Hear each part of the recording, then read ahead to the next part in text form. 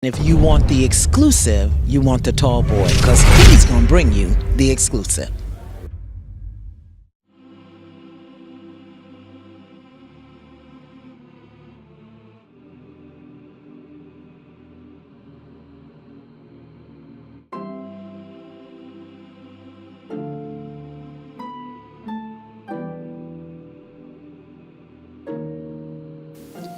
Let me tell you, small businesses are the backbone of our community.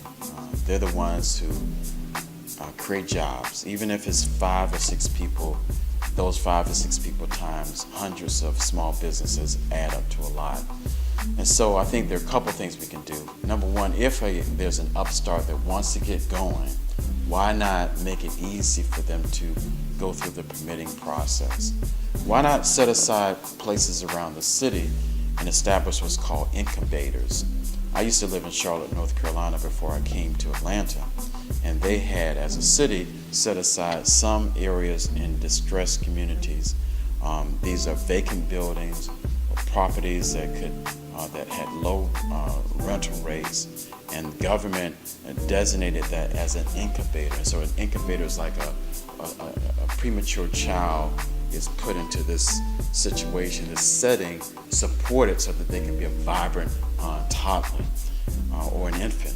And so this concept in terms of identifying areas around the city that can be designated as a small business incubator is a concept that I can embrace here. So you use government, small grants that can perhaps help start-up organizations, start-up companies to have what's called capacity building so that they can become stable and grow, because again, that's a means of creating jobs.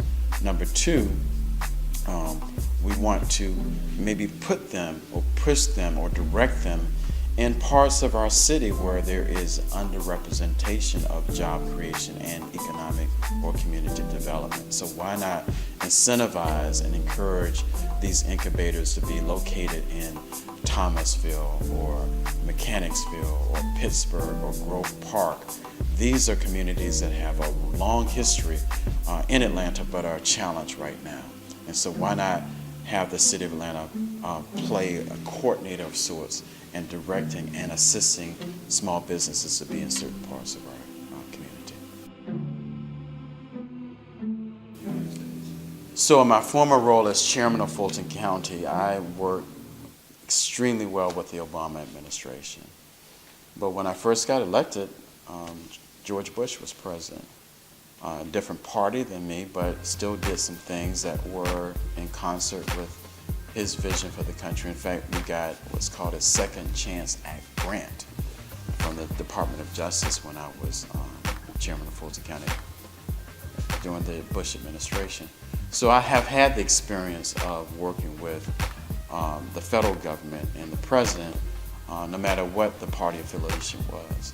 I will say that Donald Trump is different in terms of his politics and his manner. And clearly there's some things about him and his politics that I disagree with. And if I disagree with it, I will respectfully disagree with it. But I think that there are some things that I think are in the best interest of the city of Atlanta for me to be aligned with him from a policy standpoint, and not so much from a political standpoint, but from a policy standpoint.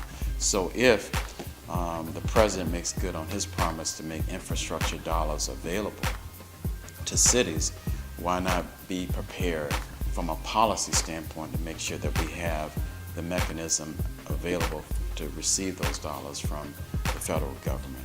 But when he talks about things like building a wall and the Dreamer, getting rid of the Dreamer Acts that's targeting undocumented folks, I don't agree with that. And I think that's political.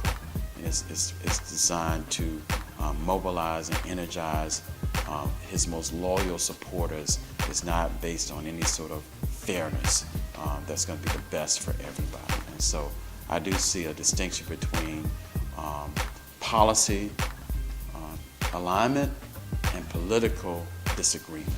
And so when there's a political disagreement, I'm not going to just agree just to get along. I'm just going to disagree, but do it in a civil way.